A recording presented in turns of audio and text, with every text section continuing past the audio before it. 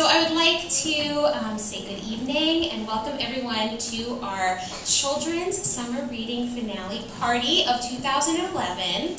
I would first like to thank the Friends of Darien Library, whose generous contributions at our annual campaign allow us to put on great programs like this and our Summer Reading Club. So if there's any friends out there in the audience tonight, a great heartfelt thank you from us.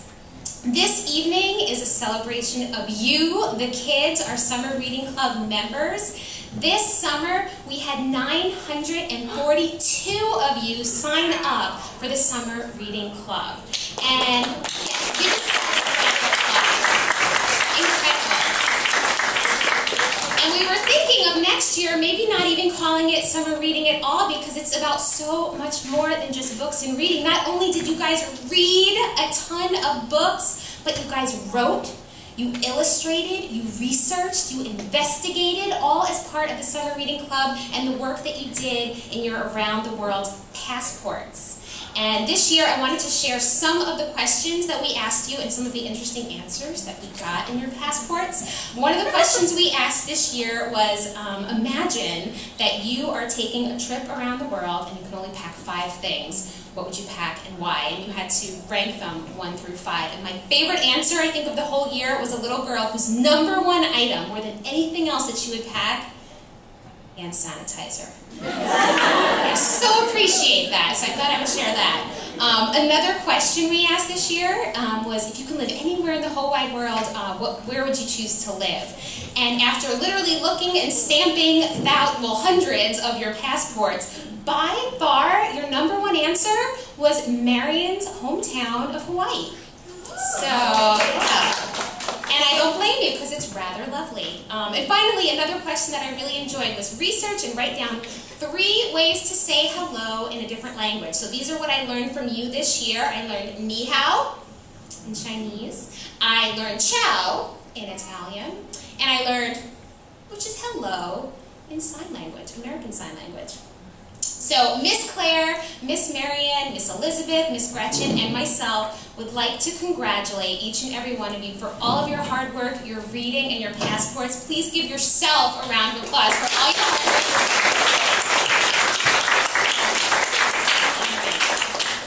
And now it is my honor and privilege to introduce our guest author this evening, Michael Buckley, the New York Times bestselling author of the Sisters Grimm and Nerds series. I know from speaking with a lot of you this summer and from looking at a really long holds list that there are many Sisters Grimm and Nerds fans out in the audience this evening. One of the reasons that I love Michael Buckley's books so much is that the worlds he creates, and specifically the characters that he creates, are so unique and kind of the people that are not always what you expect them to be. From princes who are less than charming, to lunch ladies with 5 o'clock shadows, to librarians who are secret spies, and finally to nerds who help save the world from the brink of destruction again and again. Mr. Buckley's characters are intriguing, funny, and one of a kind, just like his books. So without further ado, please join me in welcoming our guest, Mr. Michael Buckley.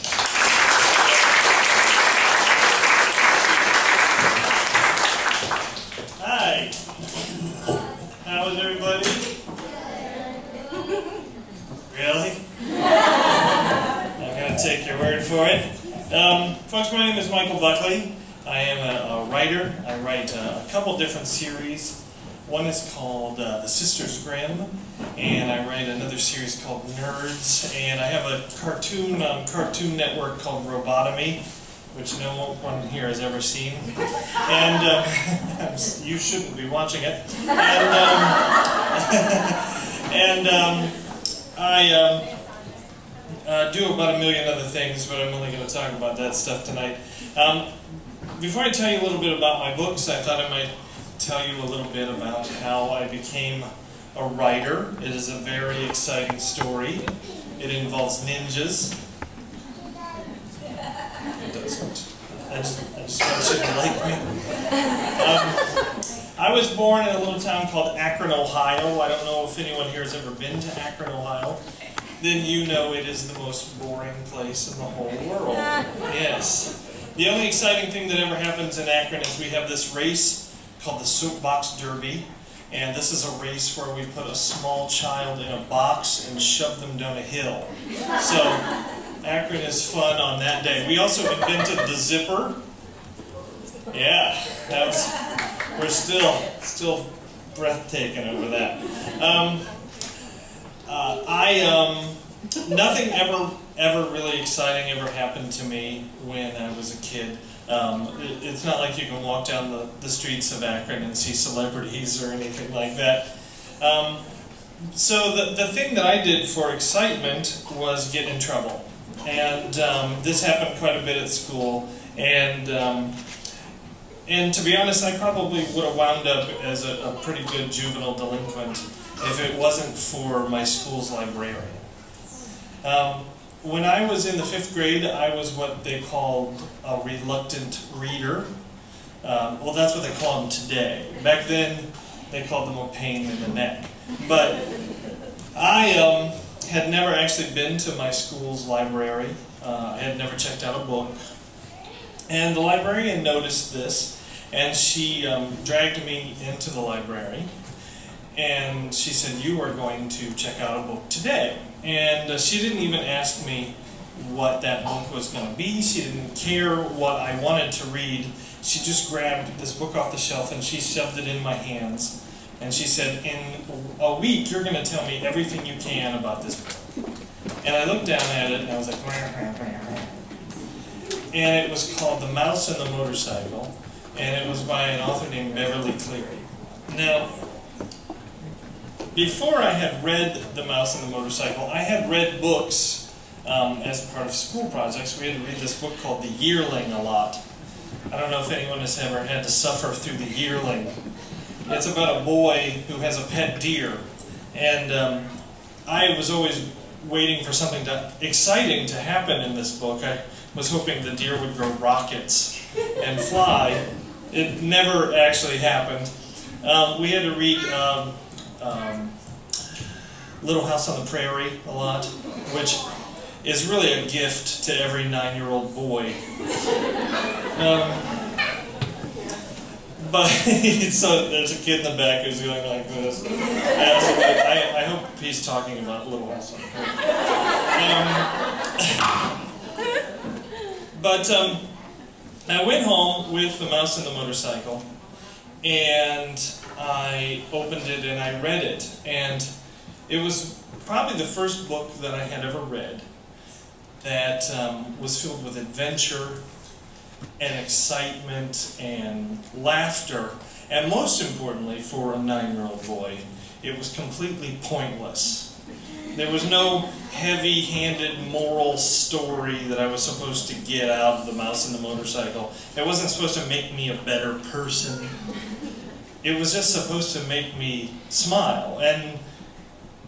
And that's when I sort of had this idea that maybe that could be a job, making people smile.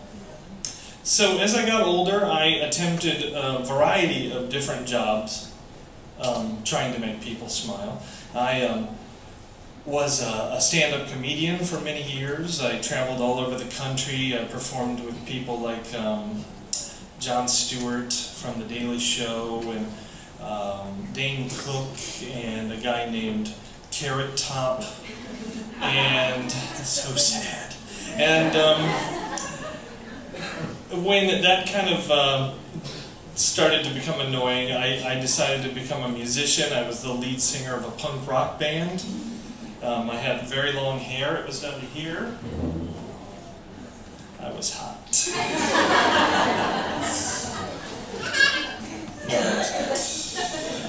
See, my hair doesn't grow down, it grows out. So, I looked good. And I had no friends who cared about me, obviously. Eventually, I started writing little stories in a notebook, and some of these stories made people laugh. And I had a professor in college who told me that I should probably pursue a career as a writer. So I went to the internship office at my school, and I don't know if anyone here has ever heard that word, internship. Any of the kids know that word?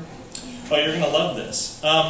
See, in the summertime, when you go to college, when all your friends are at the beach having fun and getting a tan, you're going to get to go work for a company all summer for free. Doesn't that sound awesome?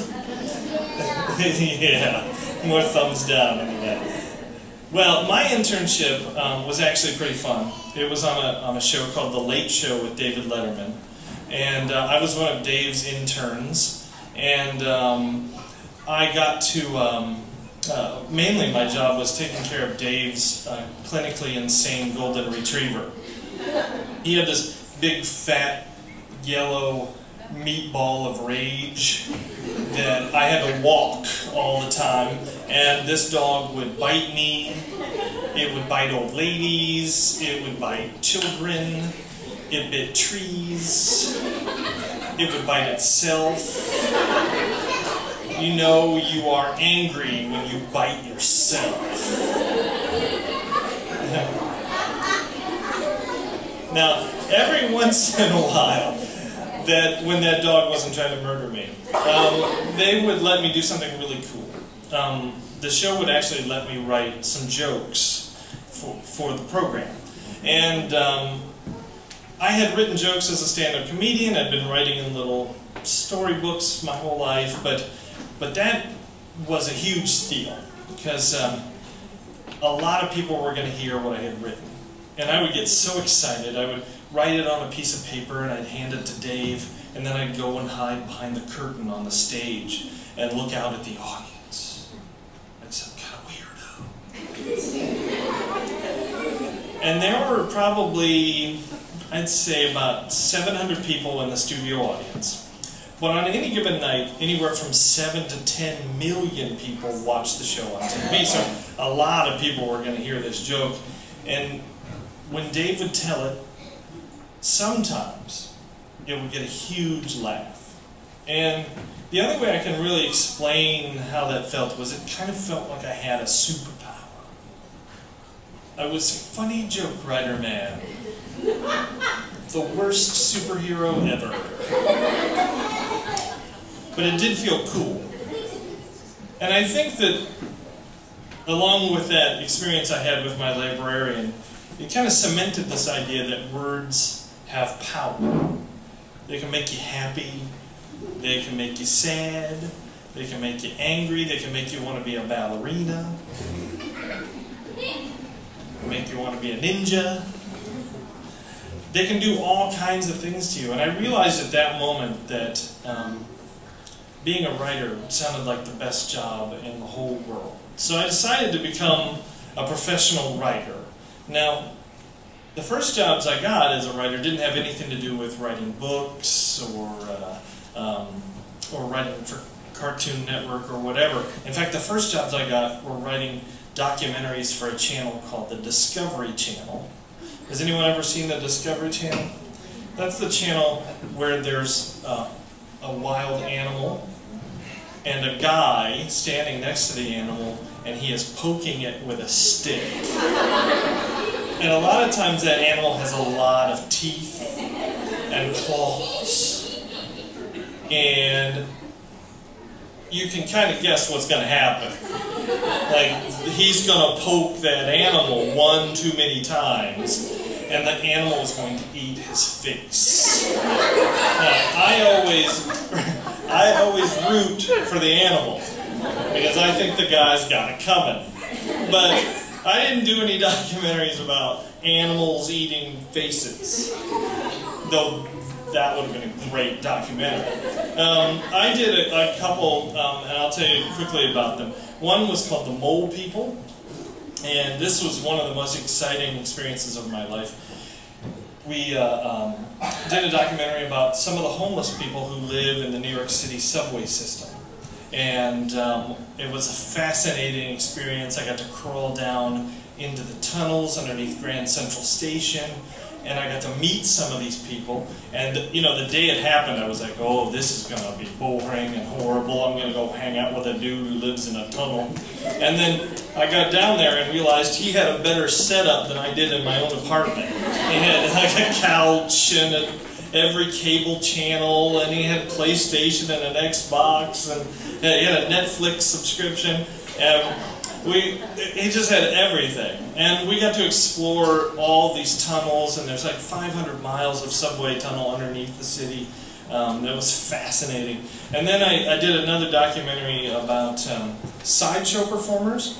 And some of the kids here probably don't know what a sideshow performer is. Like years ago, before there was TV, I know, it's horrible. There was, but people would usually wait until the circus came to town to get their daily dose of entertainment. When the circus came, they would put up the tents and pull out the animals, and you would go, and you could do everything at the circus except for go into this one tent off to the side.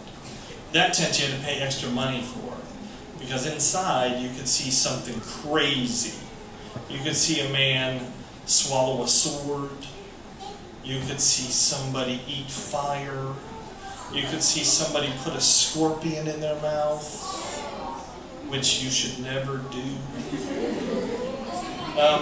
And I got to travel with this circus sideshow. I got to meet them. I got to learn how they did these tricks. Has anybody ever seen somebody swallow a sword?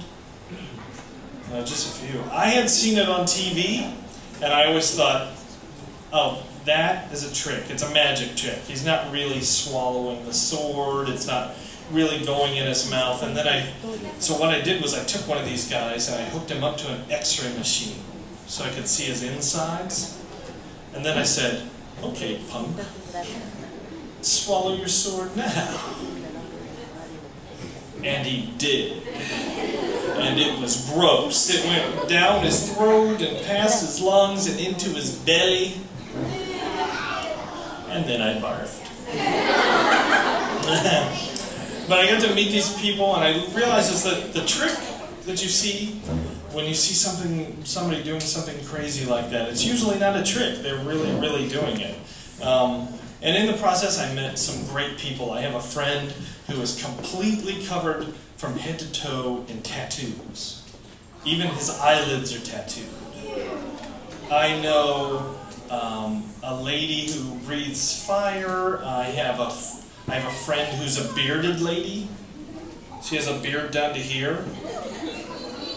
Yeah, we dated. We didn't date. I'm just kidding. She wouldn't go out with me. So, after I worked for Discovery Channel, I moved on to another TV station. Some of the kids here probably know it as the Educational Channel. I'm talking about MTV. All the world's wisdom is on MTV. The things I've learned from Suki, or Snooki, or whatever her stupid name is this week. Then I went to work for a channel called VH1, and I wrote shows like The Fabulous Life of Justin Timberlake, and The Fabulous Life of Beyonce, and The Fabulous Life of whoever was having a fabulous life that week. And then one day I quit because I wanted to write something else. I mean, I remembered that I used to have this feeling when I wrote, a superpower feeling. And I wasn't feeling it anymore writing about 50 Cent. So I decided to look for something else. And I got lucky. I started my own cartoon at a channel called Nickelodeon. You guys have never seen this cartoon because it was canceled after 5 seconds. But I worked on it for a long time. And it's led to other work as a writer. And eventually we did get a show on the air last year called Robotomy, which is on Cartoon Network. It's on after a show called Mad. None of you should watch this show. It's completely ridiculous and inappropriate. But in one of the nice things about being writing for the show is I get to do what I really love to do, which is write for kids. And like I said, I write these 2 series. One is called the Sisters Grimm. Has anyone here read the Sisters Grimm books? kids, okay? If you haven't read these books, I'll tell you a quick rundown about them. It's about these two girls who move to a town in upstate New York, which looks like the world's most boring town. There's no movie theater, there's like nothing to do. But what they discover is that the town is filled with fairy tale characters. Like Prince Charming is the mayor, the three little pigs run the police department, the big bad wolf is a yoga instructor, and the girls become detectives, just like their great-great-great-great-grandfather Wilhelm Grimm and his brother Jacob. And they solve crimes that fairy tale characters commit. One of the best things about the series for me is being able to sort of reimagine some of these famous fairy tale characters, and the girls have to go head-to-head with them. You never know who's going to be a good guy and who's going to be a bad guy in my stories. In fact, the first book, the girls fight Jack from the Beanstalk. He's the villain. People always ask me, why is Jack the bad guy? And I say, well, Jack is already the bad guy. If you've heard the story, Jack plants some magic beans, and a beanstalk grows, he climbs it, he gets to the top, and there's a castle, and his first thought is, I'm going to rob that place. He breaks into this guy's house, steals everything he can, and then when the giant has the nerve to want his stuff back, Jack chops down the beanstalk, killing the giant. Jack is a jerk. So sometimes they have friends who you probably think is bad guys, like the big bad wolf is one of their best friends. And sometimes the good guys are really bad guys. Like, for instance, in book 3, they fight the most diabolical and evil fairy tale character of all time, Little Red Riding Hood. So you never know what you're going to get. Book 8 came out about a year ago, and book 9 I just finished the first draft of, and hopefully it'll be out in the spring. It's called The Council of Mirrors, and it's going to be the very last Sisters Grimm book. Though I did write this really great ending that allows me to keep writing it much later if my other stuff doesn't work out. I told my editor it was my retirement plan.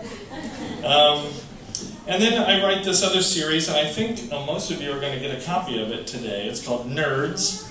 And NERDS is an acronym that stands for the National Espionage Rescue and Defense Society.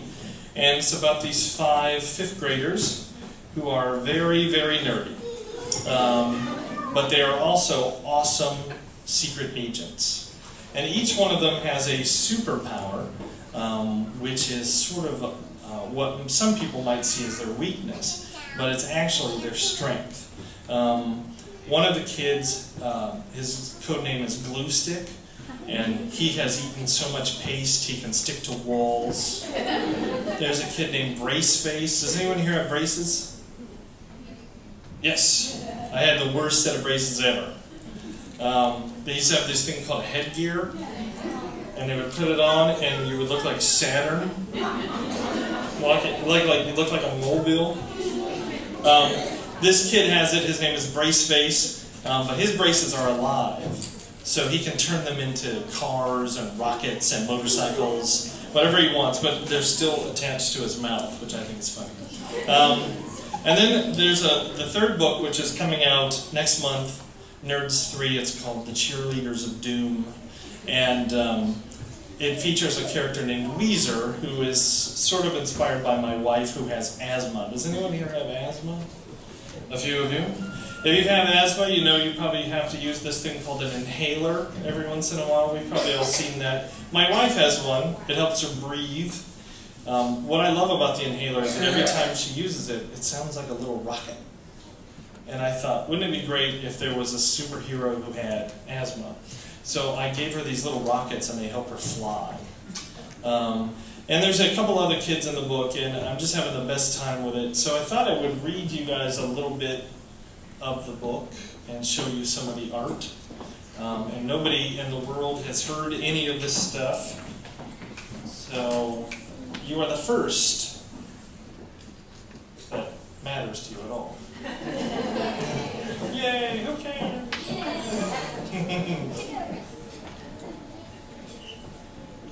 we're going to try and... I'm not exactly one of these PowerPoint people. I've been to PowerPoint presentations. I've never actually seen one work, so we're going to do our best to... Okay. Don't look at my password. Okay. All right. I'll show you guys a couple of the art first, and then you guys can tell me if you want me to go on. This is a... all right. I pushed the button. What is this? What is this? Oh. It's never just easy, is it? No. Okay. All right. We're going to try it again. You click there. No, it's not working.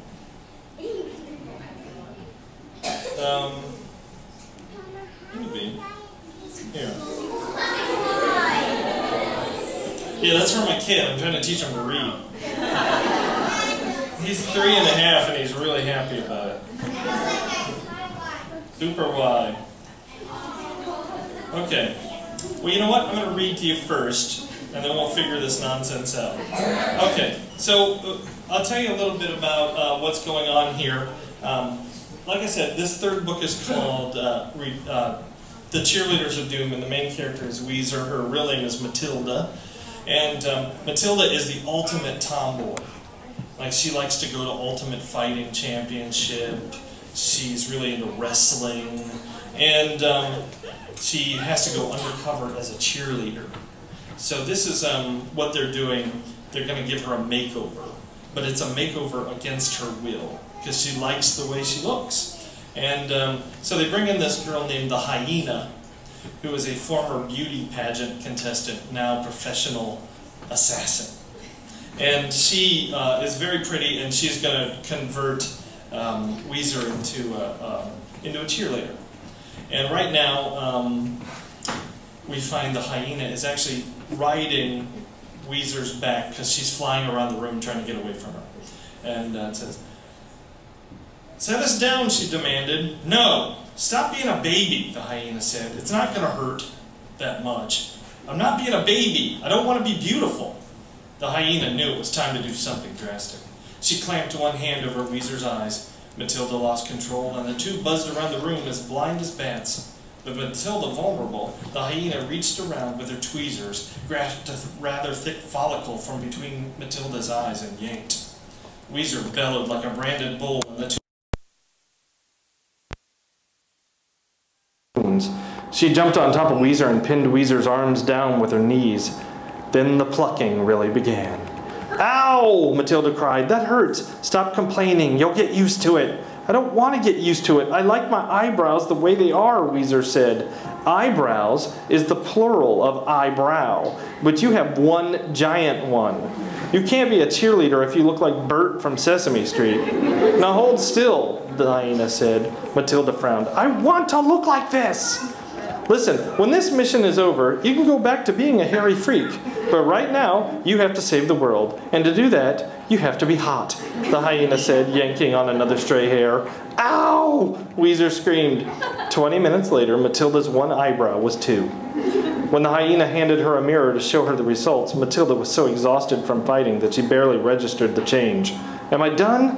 "Done? Kid, you've barely begun." The next 7 hours were the most grueling of the Hyena's life. She dug deep into her encyclopedic knowledge of beauty secrets, as well as her extensive background in restraining people. After she strapped Weezer to a table, she went to work conditioning, shampooing, and detangling. She exfoliated with green teas, algae, and sand. She hosed the girl down with sunless tanners and wrapped her in eucalyptus leaves stuffed with mud and chocolate. She oversaw a laser teeth whitening process, then covered the girl's face in avocado and cayenne pepper. Weezer's toenails nearly required a belt sander to polish and trim. She was dunked repeatedly into a vat of moisturizer to combat her scaly feet and arms. By the time she was finished, the Hyena was covered in scratches and bruises. A clump of her hair was missing, and one of her front teeth was loose. But Matilda Choi was beautiful from head to toe. The next morning at 8 o'clock, the Hyena limped into Nathan Hale's gymnasium. She carried a boombox and was wearing black dancing apparel. Matilda was waiting, but she was wearing a shirt that looked as if she had stolen it from the world's fattest man. "What are you wearing?" "I'm comfortable," Matilda scowled. "You look like you're trapped in a parachute." "You can't wear that to learn how to cheer. Your arms and legs need to be loose and free." "They're free enough to knock you out," Matilda threatened. The two girls stared at one another for a long moment, sizing up who would win in a fist fight. The hyena had to admit she wasn't sure. "Fine," she cried. "Wear what you want. We'll start with some basic stuff. Clapping." "I don't need a lesson on how to clap." "Oh yeah? Let's see." The hyena watched Matilda clap her hands like she had just seen a great movie. It was lazy and erratic. "Ta-da! Next lesson." "That's nice if you're cheering on a tractor pull, but that's not a cheerleading clap. First of all, you have to hold your hands at chin level. Your fingers need to be tight and your hands like blades. You don't spread your arms farther apart than your shoulders. It's very specific." Matilda tried it grudgingly. She had the same reaction to everything the hyena had her do. Weezer could perform flawless handsprings and backflips and jump and kick like the best cheerleader ever.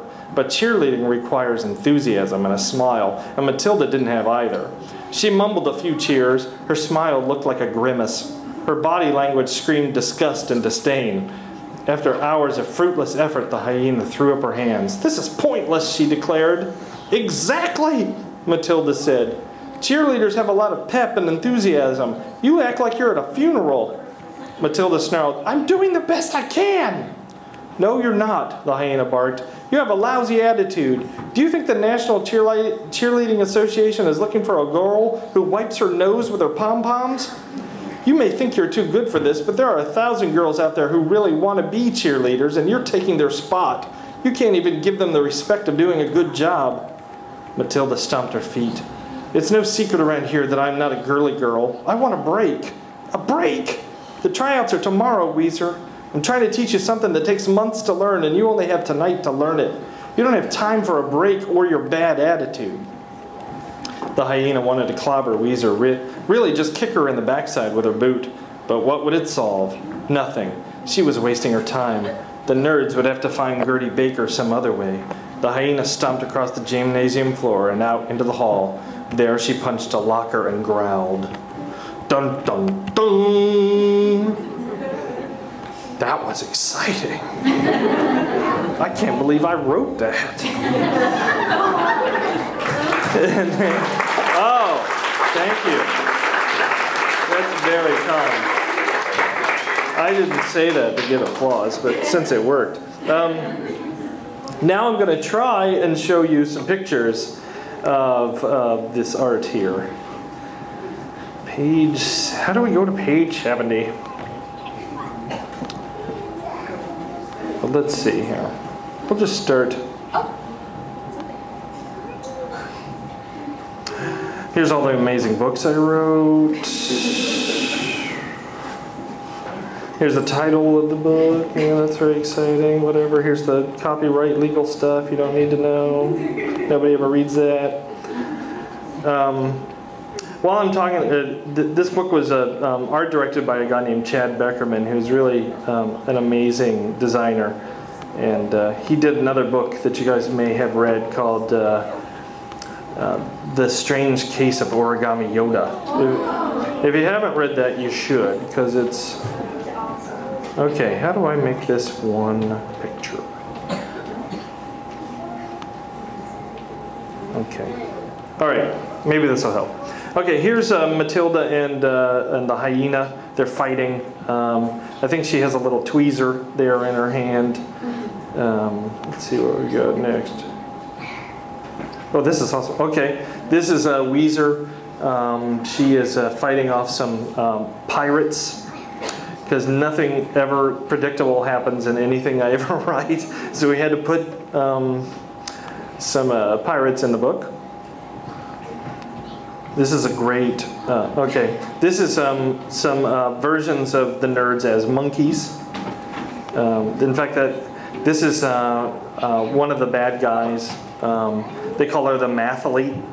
Her superpower is that she has the ability to figure out the, I guess, the statistical advantages over people. She can bet how, if you're going to throw right hook. She can do the math, so she can avoid it. So it's actually a pretty amazing superpower. This is the villain in the book. His name is Heathcliff Hodges, and he has turned himself into a giant head here, of course. And this is the computer that's in the headquarters of the school. And those are some, I think that's good. But like I said, the book's coming out next, I guess next month, probably the beginning of it. I'm really excited about it. Nerds has always sort of leaned more towards boys, so I'm trying to bring girls into the fold with it, and I hope that they like it. I hope it's got a nice message. I wanted to write something about how it's okay to not be pretty. I wouldn't know anything about that, but so we have a few minutes. I was wondering if you guys have any questions or comments or anything like that. Yes. Why would you write a book about kids who are like spies?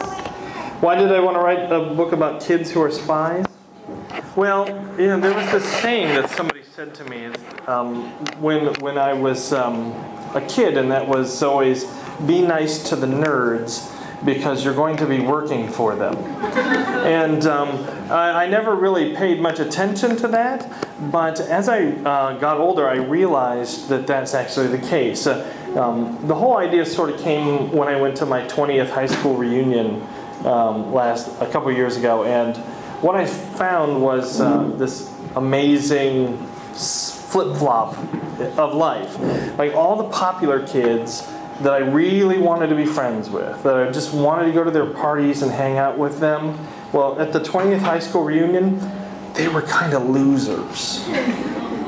None of them had anything going on. They were all pretty boring people. But the nerds, the ones I wouldn't have been caught dead with, even though I was one, were all doing amazing things. They were running big companies and traveling around the world, and they were married to supermodels. And I just sat there and I thought, I wish somebody had told me that this is how the world turns out.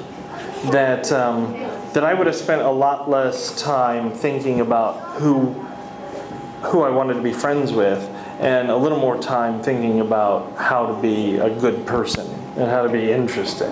As I wasted a lot of time trying to be cool. So, and then you wake up one day and you realize it's actually better to not be cool. In fact, being popular in high school can really be the worst thing that ever happened to you. So that was where the idea was. I wanted to write superheroes for those kids who sit off at the lunch table all by themselves, the ones that get bullied a little bit, because those are the ones that grow up to change the world. They're the ones who grow up and do the most amazing things. So, yes? What was the show that was only 5 seconds? Well, there were two. I had a show at MTV called Katie and Brianna Take on the World. And it's a little bit of this idea. It was about these two girls in high school who would do anything to be popular, even if it was illegal. And they never ever learned from their mistakes. And it was kind of like a female Beavis and Butthead sort of thing. And then I did a cartoon for Nickelodeon called Billy Milligan Overdramatic Child. And it was about a little boy who believed that everyone in his neighborhood was trying to take over the world. So his neighbor was a robot in disguise, and the people across the street were vampires, and the guy down there was a witch doctor, and they were all trying to take over the world. This is what he thought. But the thing was, Billy was right. Everybody was trying to take over the world. And he would have to save the world there every week. But he was so annoying that people couldn't tolerate him. So he sort of had to save the world all by himself. And then he had no one to brag about it with, because nobody could stand it. Yeah. Real happy stuff, yeah. Yeah. Real uplifting, yeah. Oh, really? Yes. I had the flu. She saw me at the National Book Festival, which was a great honor to be invited with. I was there with Catherine Patterson, who wrote Bridges to Terabithia. And I had like the worst stomach flu I've ever had. I must have looked like I had walked to Washington, D.C. And poor Catherine was looking at me like, who is this idiot? So you came to that? Did you have fun? Was I funny? That's all that matters. Okay. Well, thank you for coming again. Yes. Where do I get all these ideas? I eat a lot of sugary cereal every morning. At least a half a box of Fruity Pebbles will do it. You know what? The truth is, that's not true, kids. Fruity Pebbles is poison. Unless there's somebody here from the Fruity Pebbles company, I'm sorry. I have to tell the truth where I see it. No, the truth is you're in the place where I get most of my ideas, the library. If you want to be a good writer, you have to be a good reader. And I read a lot of books. It's kind of like, do they have a Jamba Juice in Darien? Yeah, something like that. You go and you're going to get a smoothie. And you tell the guy, I want some melon in there, I want some strawberry and some yogurt. And he pours it into the big blender. And then it comes out and it's a smoothie. Well, that's kind of what my brain does. I fill it with ideas. And then when I open my mouth and my hand, all the ideas come out like a smoothie. And that is so gross how I just described it. It's not really a smoothie. But that's the way you get ideas, is reading a lot. But I also read, history and fiction and children's books. And I watch a lot of movies. And I read a lot of comic books. And I read anything I can get my hands on. Just fill my head with ideas. And sometimes I just walk down the street and I got nothing to do and I look at the world around me. And that's where I get a lot of ideas too. Yeah. Yes?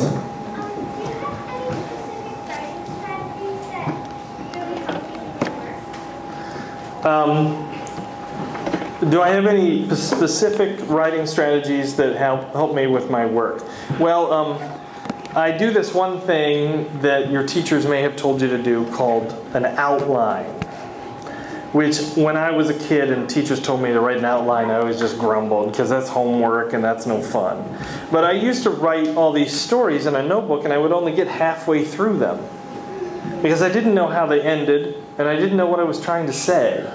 And then finally when I sat down and I started writing an outline, I always got to the end of the story. See, an outline is kind of like a road map. I always say, if you were going to drive to Hawaii, let's say you can drive to Hawaii. You can't, but let's just say you can. You wouldn't just get in the car and drive to Hawaii. You would take a map. And an outline is the map of your story. It gets you from the beginning to the middle to the end. And that is the single best thing I can tell you.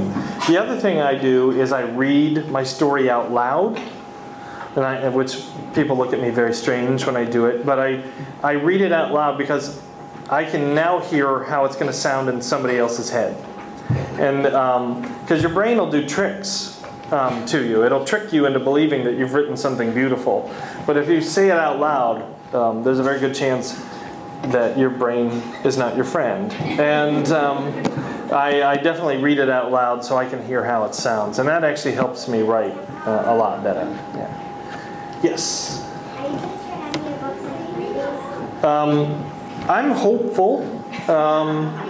There's with the Sisters Grimm, I'll tell you what's going on right now, because it could be totally different tomorrow.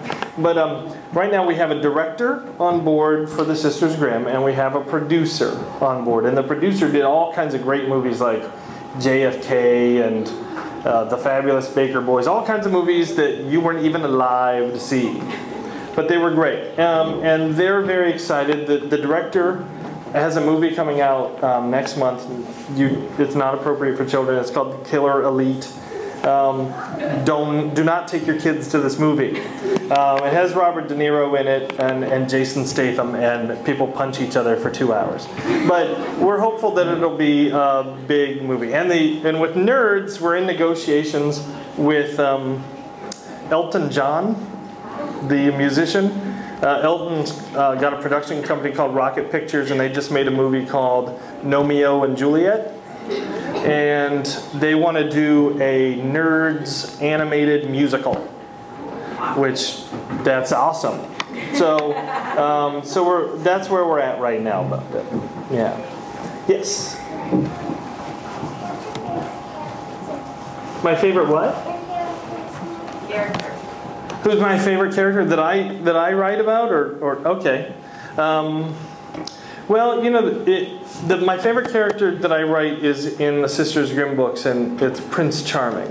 And the reason I like Prince Charming so much is, and to be honest, I didn't ever plan on writing about him more than once. He shows up in the first book, and I had no intention of making him such a big part of the series. But he has the same problem I had when I was a teenager. See, Prince Charming has been trained to be a hero. He's been trained to save the damsel in distress and be very charming. But he's dating a woman named Snow White who does not want to be saved. Snow White wants to take care of herself. And that's how I felt when I was in high school, was that I had no idea what girls wanted at all. And Prince Charming is sort of going through that as well. He knows he's supposed to be this way, but he's in love with somebody who wants him to be a little bit different. And so I just love writing about him. He's so cranky a lot, and he can do terrible things, but in the long run, he's always doing something terrible that is for the good of everybody else. He's never really as selfish as he comes off. So that's probably my favorite character to write about. I'm going to miss him most. Yes? How long does it take you to write a book? That's a good question. How long does it take me to write a book? Well, it takes me about 4 to 5 months to write the first draft. And then I have to do this thing called rewriting or revising. And that process can take anywhere from 9 to 10 more months. It's a lot of rewriting and rewriting and rewriting. The first Sisters Grimm book, I had to rewrite it 7 times before. But that's how you get something really good. You don't want to just send out the first thing you wrote, because the first draft of everything is terrible. I would never want you guys to read the first draft of anything I've ever written. Most of it's in crayon. So it does take quite a long time to write one, but I'm picky and I like it to be as perfect as I can get it. I think we have time for maybe 2 more, yes? Well, I have 2 questions. Oh, a question hog. Okay, I'll take both of them. Okay, why was the show on Nickelodeon canceled after 5 seconds and Cheerleaders of Doom, the last dance book? Well, the reason the cartoon on Nickelodeon was canceled after 5 seconds is Nickelodeon said the character was annoying. Can you imagine? And then Nerds is not the last. The new one is not the last one. There's going to be 2 more after that. In fact, I'm plotting out book 4, which is about a character known as the Flinch. He's hyperactive. His superpowers come from all the sugary cereal he eats. And then after that will be Pufferfish, and that'll be the last Nerds book. What's it going to be called? I don't know. Oh, book 4 is going to be called The Villain Virus. Pretty scary, huh? Yeah. Okay, how about you? What's the best part about writing books? Well, the best part about writing books for a job is I don't ever have to pick up anything heavy, and I never have to wear a name tag. No, that's not true. Sometimes I have to wear a name tag. The best part about what I get to do is that I get to use my imagination as a job. Every morning I get up and I have my pajamas on